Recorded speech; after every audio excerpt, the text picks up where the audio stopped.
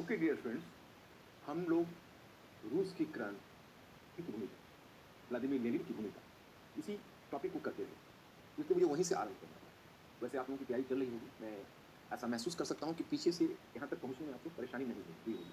आगे भी मैं इस बात के प्रति काफ़ी सावधान रहूँगा कि आप हर क्लोज़ आइडिया के पीछे जो एक ब्रॉड आइडिया होता है, उसकी जानकारी आपको होती है।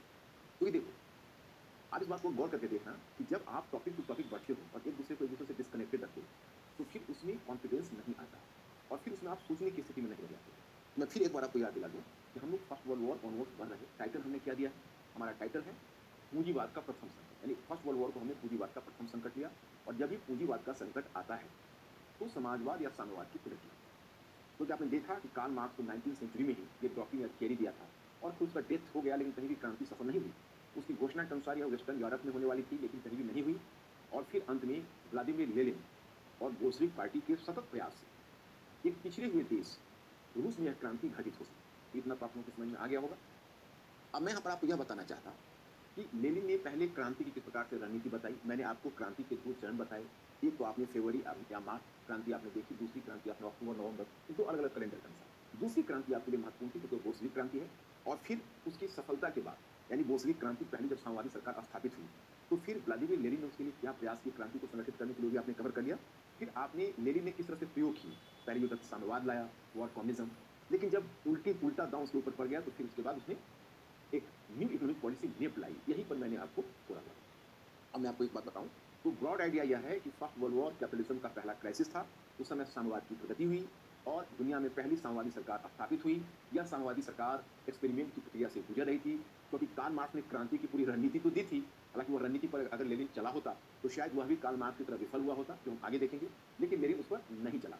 लेनिन ने अपने अनुसार रणनीति को सोवियत रूस की जरूरत के अनुकूल बदल दिया और फिर उसने इस क्रांति को सफल किया। अब लेनिन के बाद उसका उत्तराधिकारी स्टालिन आएगा, लेकिन मैं चाहता हूं कि एक विचार आपको और भी जानने का अवसर मिले, और वह है कि मार्क्स और लेनिन के बीच तुलना।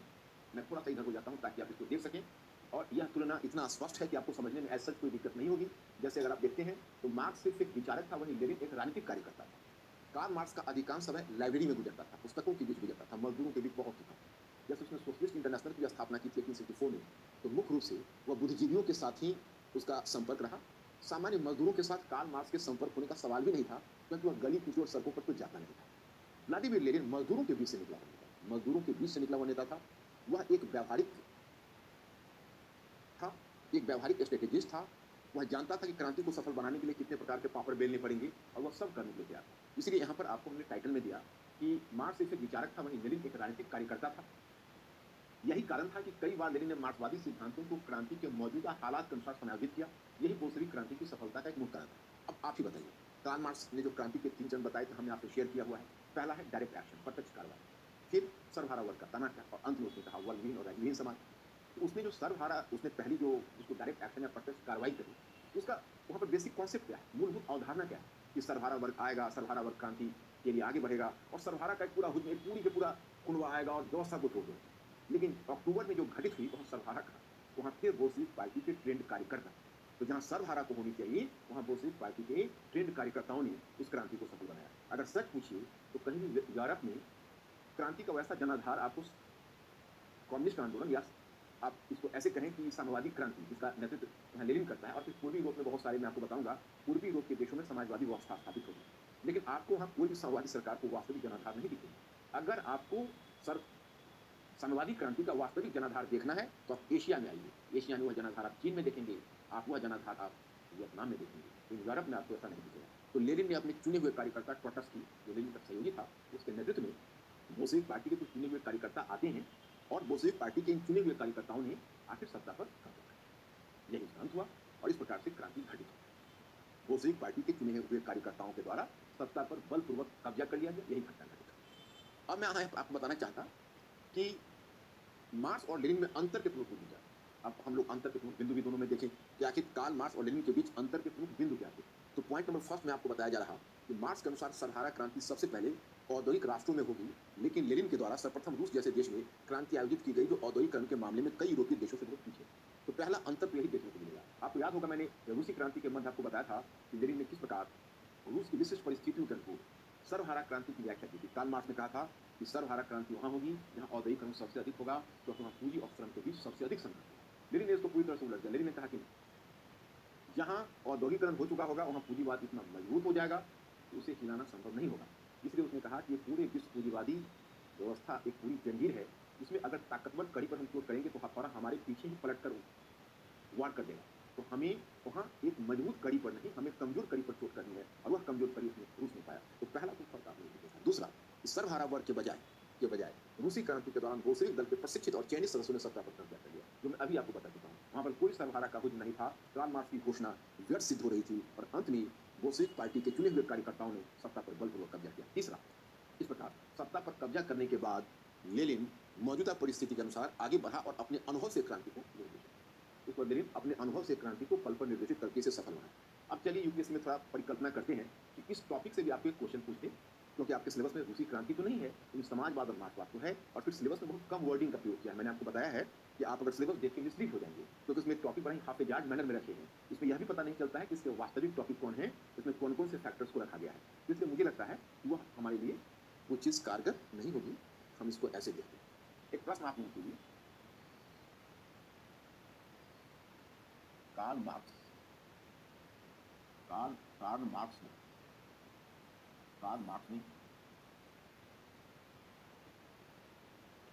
ने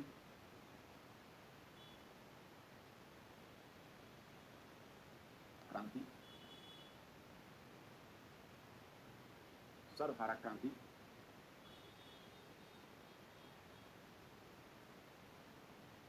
की रूपरेखा प्रस्तुत की थी,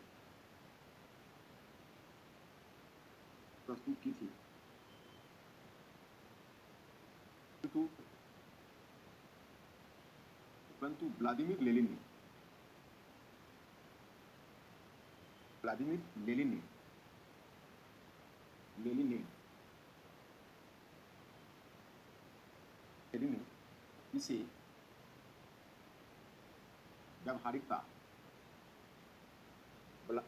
ने इसे व्यावहारिकता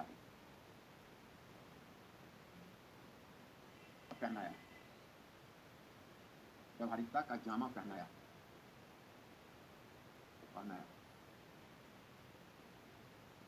टिप्पणी की।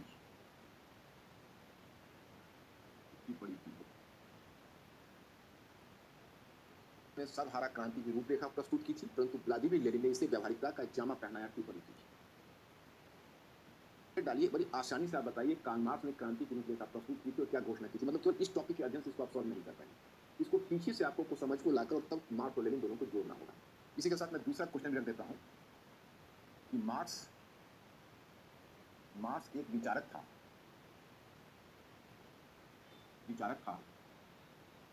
तो लेनिन एक संगठनकर्ता।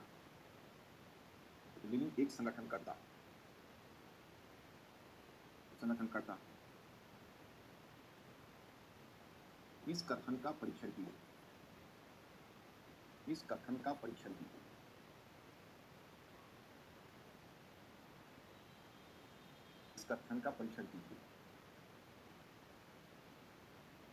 मार्क्स एक विचारक था तो लेनिन एक संगठनकर्ता, इस कथन का परीक्षण कीजिए। देखो, ये दोनों क्वेश्चन प्रकारांतर से एक है, इन दोनों के बीच हम कोई बहुत बड़ा डिस्टिंक्शन नहीं कर सकते, इन दोनों को हम एक दूसरे से पृथक नहीं कर सकते। इसमें आपको दिखाना है कि मार्क्स का जो सोच है वो सिद्धांत के स्तर पर, लेकिन उसको व्यावहारिकता के स्तर पर लेनिन ने लिया। इस दोनों प्रश्न में आप इसको ट्राई कर लें और इसी प्रश्न को उत्तर देने का प्रयास करें। आप ध्यान रखें, एग्जाम हॉल में आपको बिल्कुल नए क्वेश्चन मिलेंगे, और इसीलिए मैं कुछ क्वेश्चन हर टॉपिक के बाद जानबूझकर डालता हूँ, जिसको आप कोशिश करें खुद से करने का। कुछ तो मॉडल आंसर मैं आपको साथ में दे रहा हूँ, और कुछ मॉडल आंसर जो क्लास में ज़्यादा चैलेंजिंग होता है मैं खुद करता जा रहा हूँ, कुछ मैं आपके ऊपर छोड़ रहा हूँ, क्योंकि बहुत ऑब्वियस है इसका आंसर, इसमें आपको कोई परेशानी नहीं होगी। एक बार ट्राई करके आप देखिए। अब आते हैं फिर आगे।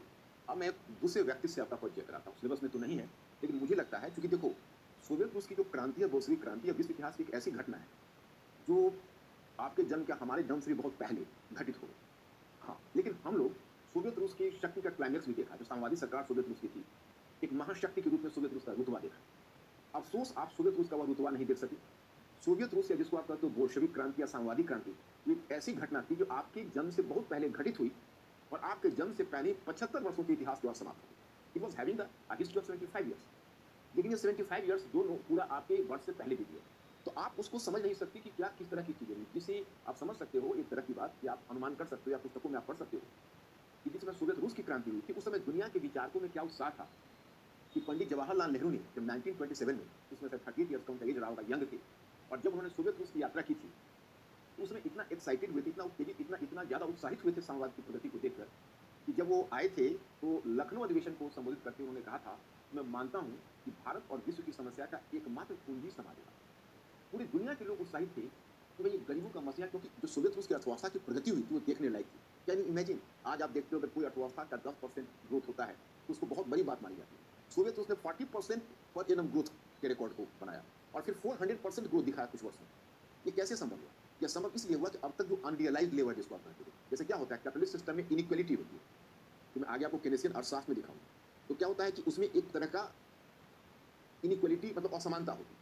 तो असमानता होती है तो कुछ लोगों के पास कैपिटल होता है, कुछ लोगों के पास जिन बहुत सारे ऐसे लोग होते हैं जिनको उचित शिक्षा नहीं होती, उचित तकनीकी ज्ञान नहीं होता, तो मानव शक्ति का उचित विकास नहीं होता। पूंजीवादी अर्थव्यवस्था का एक दोष यह है कि चूंकि वह मुनाफा से प्रेरित होता है, तो निजी पूंजीपति वहीं पूंजी लगाते हैं जहां मुनाफा दिखता है। तो अर्थव्यवस्था का एक भाग ऐसा भी होता है जो अनयूटिलाइज रह जाता है, इसका उपयोग ही नहीं होता। लेकिन चूंकि समाजवादी अर्थव्यवस्था में श्रम राज्य बैठकर और हर जगह निवेश कर रहा था, हर जगह उत्पादन को संगठित कर रहा था और लोगों ने उत्पादन का उचित वितरण करने का बीड़ा उठाया हुआ था, इसलिए अर्थव्यवस्था के वैसे जो अनछुए पक्ष थे वहां पर भी राज्य पहुंच गया और हर जगह निवेश, लोगों को शिक्षा और स्वास्थ्य की मुक्त व्यवस्था, इससे मानव शक्ति का विकास, तकनीकी ज्ञान। तो इसीलिए शुरू में बहुत ज्यादा ग्रोथ हुआ सोवियत रूस में। इतना ग्रोथ हुआ कि पूरी दुनिया दंग रह गई।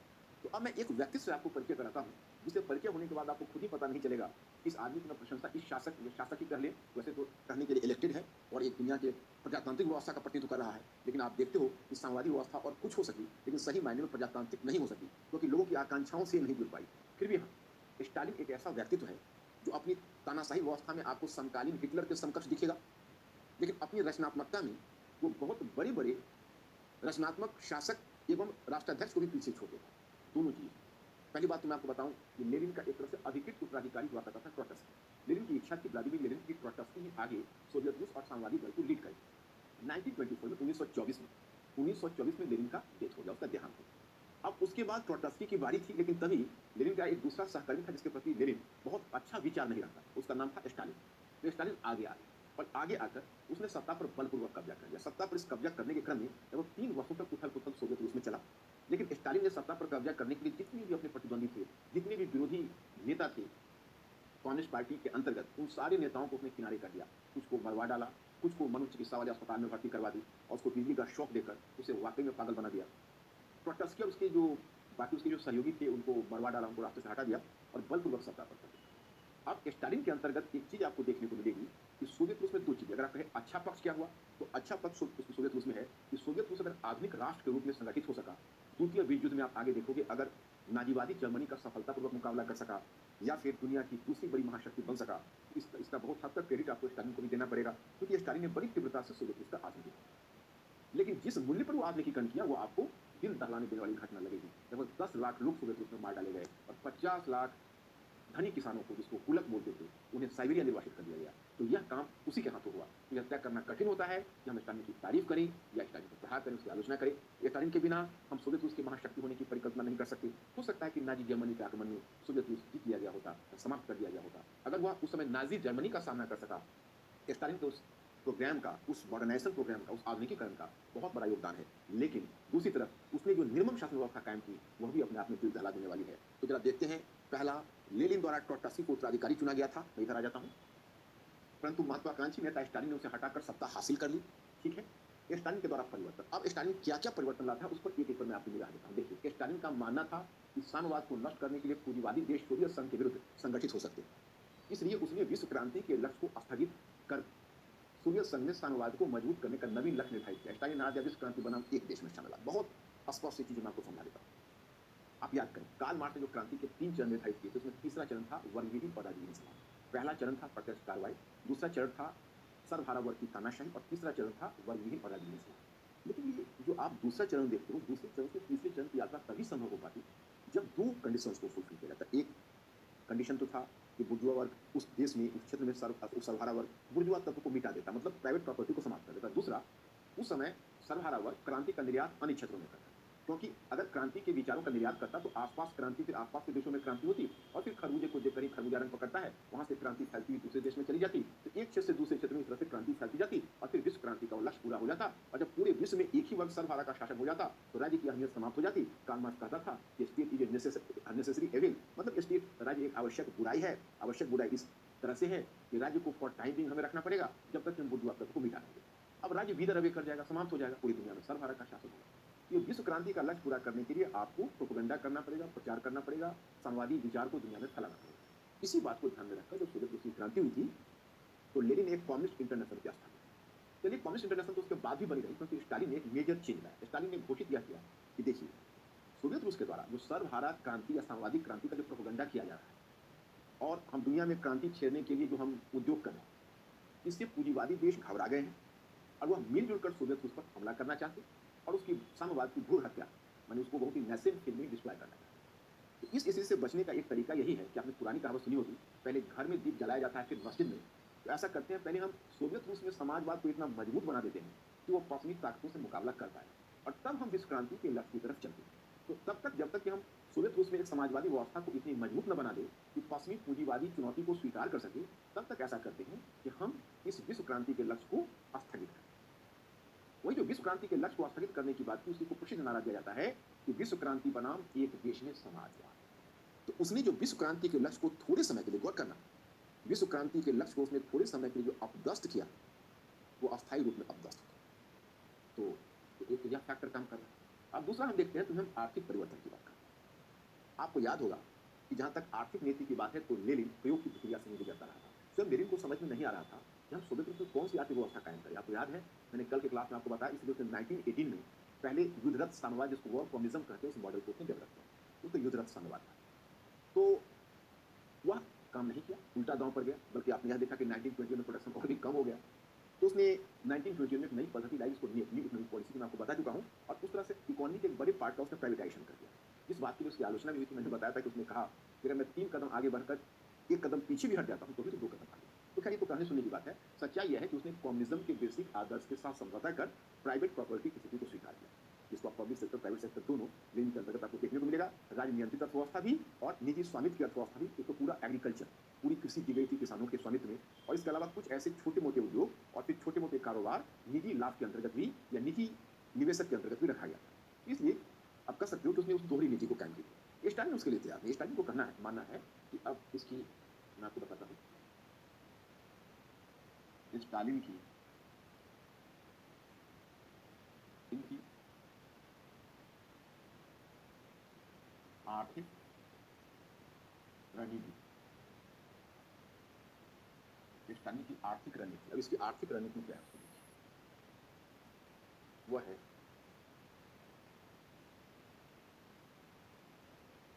रूस,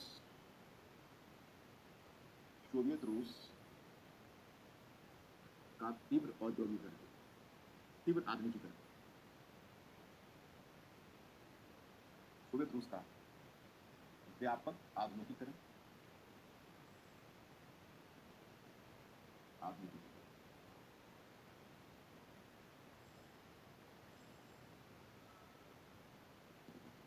अब इस लक्ष्य को पूरा करने, इस लक्ष्य को पूरा करने के लिए क्या करता है, वो करता है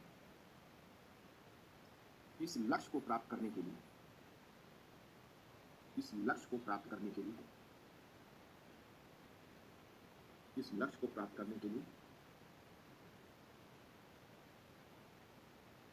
तीव्र औद्योगिकरण, इस लक्ष्य को प्राप्त करने के लिए तीव्र औद्योगिकरण पर बल, इस लक्ष्य को प्राप्त करने के लिए तीव्र औद्योगिकरण, तीव्र औद्योगिकरण पर बल करने के लिए तीव्र औद्योगिकरण पर बल। अब ये तीव्र औद्योगिकरण कैसे होगा? अब देखो यहाँ पर औद्योगिकरण के इस मुद्दे को समझो, क्योंकि जब तृतीय जिसको थर्ड वर्ल्ड करते हुए, जिसमें एशिया अफ्रीकन कंट्री जो वो भी अपना इंडस्ट्रियलाइजेशन करेंगे, तो इससे भी बड़ी चुनौती का सामना करना पड़ेगा। अब इतना तो आपको पता है कि पश्चिमी देश औद्योगिकरण की क्षेत्र में पहले आए थे, और औद्योगिकरण यानी आधुनिक उद्योग की स्थापना में, औद्योगिकरण से आशय है आधुनिक उद्योग की स्थापना, उसमें काफी आगे बढ़ते चले गए। मतलब हमसे 150 वर्ष पहले उन्होंने अपना औद्योगिकरण किया। प्रथम औद्योगिकरण हुआ, फिर द्वितीय औद्योगिकरण हुआ, जिसकी चर्चा हम करते हैं। लेकिन अब सोवियत रूस औद्योगिकरण के लिए आता है। तो अब दिक्कत क्या आ रही है इसके साथ? अगर पश्चिमी देशों ने किया तो उन्होंने तो बहुत सारे उपनिवेश रखा हुआ था, उपनिवेश के संसाधनों को लूटा और एशियाई एशियाई अफ्रीकी जो उपनिवेश थे, उनके संसाधनों को भरपूर लूटा लिया। अब जब वो उपनिवेश नहीं रहे, तो खैर पश्चिमी देशों के पास तो उपनिवेश है, परंतु जब रूसी क्रांति हुई, तो सोवियत रूस ने तो अपने आप को गरीबों का मसीहा घोषित किया। वो अपने निर्धन देशों का भी मसीहा अपने आप को घोषित कर रहा था। तो पहले ही साम्राज्यिक रूस ने सबसे पहले अपने उपनिवेशों को छोड़ दिया। जब उपनिवेशों को छोड़ने के बाद अब इसके सामने संसाधन की दिक्कत ये है कि इसको मशीनों का आयात करना है। पश्चिमी देश इसको पूंजी से सहायता कर नहीं सकते, मैं आपको कल के क्लास में बता चुका हूँ। तो वैसे भी सोवियत रूस पर जो ऋण का दबाव था, जो जार निकोलस द्वितीय की सरकार ने ले रखी थी अपने औद्योगिकरण के लक्ष्य को पूरा करने के लिए, तो आपको यह पता है कि लेनिन ने उस रकम को देने से इनकार कर दिया था। एक तरह से पहले ही पश्चिमी देशों की दृष्टि इसके प्रति वक्र थी। तो अब तो इसको फ्रेश लोन मिलने वाला है। तो सवाल यह खड़ा होता है कि सोवियत रूस अपने औद्योगिकरण के लक्ष्य को कैसे पूरा करेगा, वो कैसे अपने आधुनिक उद्योग की स्थापना करेगा। इसने औद्योगिकरण के पश्चिमी मॉडल से अपने आप को हटा लिया। इसलिए क्या किया औद्योगिकरण पर, बट इसके लिए इसने एक नई पद्धति अपनाई। इसको आप ऐसे कर सकते हो कि औद्योगिकरण औद्योगिकरण औद्योगिकरण के विशिष्ट मॉडल का विकास, औद्योगिकरण के विशिष्ट मॉडल का विकास, विशिष्ट मॉडल का विकास। अब औद्योगिकरण के विशिष्ट मॉडल का विकास, ये मॉडल क्या है इसको देखते हैं। टर्न का विशिष्ट मॉडल है, इसको बोलते हैं दो क्षेत्रक मॉडल। दो क्षेत्रक मॉडल, दो क्षेत्रक model, two sector model, two क्षेत्रक model, that is known as two sector model. अब टू सेक्टर मॉडल में क्या है, में है एक उद्योग, पूंजीगत उद्योग, पूंजीगत उद्योग, इसको बोलते हैं कैपिटल गुड्स इंडस्ट्रीज। इसको कैपिटल गुड्स इंडस्ट्रीज बोलते हैं, कैपिटल गुड्स इंडस्ट्रीज। इसे बोलते हैं उपभोक्ता, उपभोक्ता संबंधी उद्योग।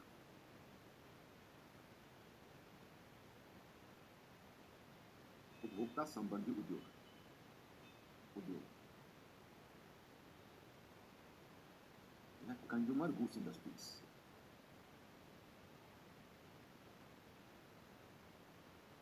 कंज्यूमर गुड्स इंडस्ट्रीज ये है। अब इन दोनों का मैं थोड़ा सा आपको फर्क बताता हूँ। देखिए, ये पूंजीगत उद्योग का मतलब हुआ कि इसमें जैसे यह इसको two sector model Karl Marx ने तब इसकी अवधारणा की थी।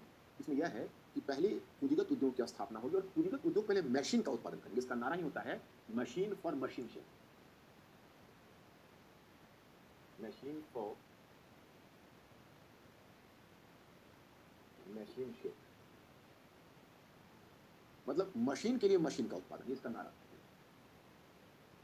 इनके लिए मशीन का उत्पादन मतलब पूंजीगत उद्योग जैसे लौह इस्पात उद्योग, रसायन उद्योग, इसी प्रकार के उद्योग, जैसे इनके उत्पाद सीधा उपभोक्ता तक नहीं पहुंचते। इसके उत्पाद पहले पहुंचते हैं पूंजीपतियों के हाथ, जो उन उत्पादों का उपयोग कर फिर अपना उद्योग खड़ा करते हैं। ये दूसरी पीढ़ी का उद्योग होगा कंज्यूमर गुड्स इंडस्ट्री। तो पहले यह उद्योग स्थापित होगा जो मशीन पैदा करेगा और इन उद्योगों के उत्पाद से ये उद्योग स्थापित होंगे और फिर ये उद्योग उपभोक्ता संबंधी वस्तुएं पैदा करेंगे। यहाँ पर बेसिक कॉन्सेप्ट यह है टू सेक्टर मॉडल का कि हमें थोड़ा शुरू में सैक्रिफाइस करना होगा। सैक्रिफाइस का मतलब है, मतलब अपने कंजम्पशन को, यानी हमारे जो नागरिक हैं, हमारे जो लोग हैं, उनको अपना उपभोग में कटौती करनी पड़ेगी, पैसे बचाने होंगे, बचत करनी होगी और बचत करके उद्योगों में निवेश करना होगा, इन उद्योगों में, और इंतजार करना होगा कुछ समय तक। पहले ये उद्योग में क्या होता है कि आप लोगों ने पढ़ा होगा, इसका मतलब हायर जेस्टेशन पीरियड होता है। मतलब आज अगर आप निवेश करेंगे तो इसका सही लाभ आपको 20 ईयर्स में, 25 ईयर्स में दिखाई देने लगेगा। तब तक प्रतीक्षा करिए और इसके उत्पाद धीरे धीरे इस उद्योग को बढ़ाते जाएंगे और तब दूसरी पीढ़ी के उद्योग आएंगे जो इतनी बड़ी मात्रा में उपभोक्ता संबंधी वस्तुएं बाजार में भर देंगे कि सभी लोग गदगद हो जाएंगे कि वो किसी बात की परेशानी नहीं रह जाएगी, पूरी उपभोक्ता संबंधी वस्तुओं से बाजार भरा रहेगा। लेकिन यही मॉडल इनका बहुत सफल नहीं हो सका। और मैं आपको बताऊं कि 2014 आपके घर में तो क्वेश्चन बैंक है, आप देखोगे एक क्वेश्चन 2014 में पूछा था, जिसमें मैं आपको बल्कि दूसरे क्लास में रख ही दूंगा इस क्वेश्चन को, जिसमें मॉडर्न हिस्ट्री और वर्ल्ड हिस्ट्री दोनों को मिलाकर पूछा गया है। क्योंकि देखो, ये जो हमारा महालनोबिस मॉडल है, जो पंडित जवाहरलाल नेहरू के सेकंड 5 प्लान में अपनाया गया है, यह मॉडल इसी मॉडल से प्रभावित है। तो दुर्भाग्य यह रहा कि नेहरूवादी आर्थिक मॉडल जिसे कहते हो, वह भी दो क्षेत्रक मॉडल से प्रभावित था, जिसमें पहले पूंजीगत उद्योगों की स्थापना पर बल दिया गया। फर्क केवल यह है कि स्टालिन का जो रूस है, उसने निजी संपत्ति को समाप्त कर दिया और वहां पर पूरी औद्योगिक और समाजवादी अर्थव्यवस्था आ गई। हमारे यहाँ समाजवादी और पूंजीवादी अर्थव्यवस्था का मिश्रण था, जिसे मिश्रित अर्थव्यवस्था का नाम दिया गया। तो हम इन टोटोइज को फॉलो नहीं किया हमने, लेकिन हाँ, हमने टू सेक्टर मॉडल को लिया कि पहली श्रेणी में हम पूंजीगत या भारी उद्योग स्थापित करेंगे और उसके जो मशीनों का आयात जो उत्पादन होगा उससे हम उपभोक्ता संबंधी उद्योग बनाएंगे। लेकिन क्या यह सोवियत रूस हो या फिर पूर्वी यूरोप के समाजवादी देश हो या भारत जैसे देश हो, जिसने भी इसको जिसके का भी नाम दिया जाता है, जिसने भी इस आर्थिक मॉडल को अपनाया, उन सबको मुंह की खानी पड़ी, क्योंकि इसी में इतना ज़्यादा परेशानी आ गई। ये दूसरी श्रेणी का जो पीढ़ी के उद्योग हैं, वो व्यवहार में स्थापित ही नहीं हो पाए और वहाँ पर उपभोक्ता संबंधी वस्तुओं की बेहद कमी हो गई। बल्कि मैं आपको कहूँ कि दुनिया में अगर समाजवादी अर्थव्यवस्था टूटी, दुनिया में अगर समाजवादी अर्थव्यवस्था विघटित हुई, तो उसमें एक बहुत बड़ा कारण था कि यहाँ पर उपभोक्ता संबंधी वस्तुओं की स्कार्सिटी और लोगों में असंतोष। तो जब हमें याद है कि मेघनाथ देसाई एक अर्थशास्त्री, उनको लॉर्ड देसाई भी कहा जाता है, कई बार आप न्यूज़पेपर के आर्टिकल में पढ़ोगे, वो लंदन बेस्ड है और इंडियन ओरिजिन के।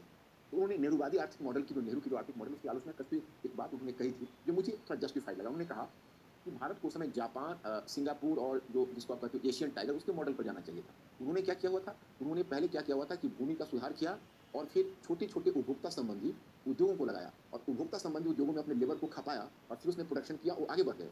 और हमने इस मॉडल को अपना लिया। उन्होंने कहा कि हमें पूंजीगत उद्योग का मॉडल अपनाने की क्या जरूरत थी, ये टू सेक्टर मॉडल को। सोवियत रूस की तो मजबूरी थी, उसके हाथों पश्चिमी देश मशीन भी नहीं बेचना चाहते थे। वो मशीन नहीं बेचना चाहते थे, तो पहले वो अपना मशीन बनाता, फिर अपने उत्पाद को पैदा करता। हमारे यहाँ तो मशीन हम आयात कर सकते थे, जैसा कि सिंगापुर ने किया, जैसा कि ताइवान ने किया, मलेशिया ने किया, इंडोनेशिया ने किया। तो हमें तो इन एशियन टाइगर्स के पैटर्न पर अपनी मशीन का आयात करना चाहिए था और फिर अपने उद्योग बनाने चाहिए थे। हम इस चक्कर में कहाँ पड़ गए। तो खैर, ये मैंने बताया कि इनका इंडस्ट्रियलाइजेशन का मॉडल। तो एक तो मैंने आपको यह बताया, इनका औद्योगिकरण करना है। चलिए ठीक है, पूंजीगत उद्योग आप बनाएंगे तो आप रिसोर्सेज कहाँ से लाएंगे, संसाधन कहाँ से लाएंगे, इसके लिए इनकी रणनीति क्या थी, औद्योगिकरण पर बल, औद्योगिकरण का विशेष मॉडल। अब औद्योगिकरण औद्योगिकरण की अधिभार, खर्च का अधिभार कृषि क्षेत्र, खर्च का अधिभार कृषि क्षेत्र, अधिभार कृषि क्षेत्र, की खर्च का अधिभार किस क्षेत्र पर, कृषि क्षेत्र। तो इनका यह मानना है कि जब औद्योगिकरण होगा तो उसके खर्च का अधिभार किसके ऊपर पड़ेगा, कृषि क्षेत्र पर। तो कृषि क्षेत्र, कृषि इस अधिभार को कैसे पूरा करेगा, इसके लिए कृषि का, यानी आप कह सकते हो कि भूमि का सामूहिकीकरण, भूमि का सामूहिकीकरण, सामूहिकीकरण, भूमि का सामूहिकीकरण यानी कलेक्टिवाइजेशन,